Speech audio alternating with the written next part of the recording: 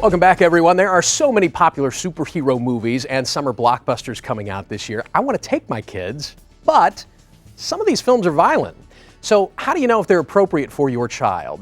Dr. Eric Spiegel is a psychiatrist at St. Louis Children's Hospital, and he's here to try to answer that question for us. Doctor, thank you for coming in. We appreciate it. No problem, Matt. First question, before we even get to sort of the how do we know state, is as a psychiatrist, can you shed some light on what exposure to these kinds of violent images can do to our kids if they're too young?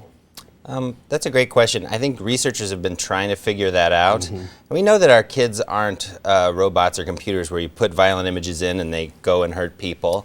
Right. They're complicated, and so, but we know that also showing them lots of violence in video games or movies at younger ages does something to them and can increase aggressive behavior, and by that I mean sort of pushing and shoving on the playground if it's coupled with other risk factors like violence in the home or other things that lead to aggression. So the answer is not nothing, but it's not simplistic like violent movies make a violent child. Yeah, what goes in comes out, not necessarily, but it can be part of a cumulative societal and maybe even in-home sort of situation. Correct. So how do we determine the threshold for the age of our child? How do we know when something, whether it's a movie or even a cartoon, is too violent?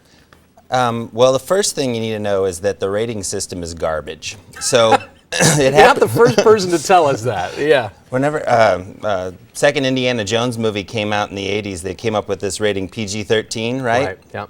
Now you might notice that almost everything is rated PG-13. Yeah.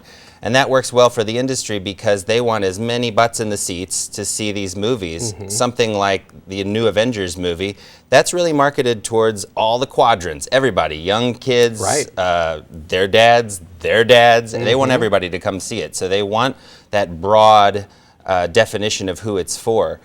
So you have to really go to some third-party source to figure it out. And something like commonsensemedia.org, which is a website, that'll tell you exactly what's in a movie. The sex, the violence, the profanity, drug use. And then you can make the decision. Yeah, it turns out, you as the parent should be the one that determines if it's okay for your family to watch. Right. And having that actual information of what happens in the movie is much more useful than the rating system. And before we let you go, how do we explain to our children, what you're seeing on the screen is not real. This is not something you need to come home and do to your brother. Yeah, that's really important. So it's important that we talk about violence and we teach our kids what this violence means and what the consequences of it are. So when you're choosing something, it's probably more important to decide, does this movie show what actually happens if a violent act happens, so that then you can debrief with your kids and say, this is kind of what really happens and how kind of dangerous it is if you do violent things, because violence is real. They're going to run into it in the world.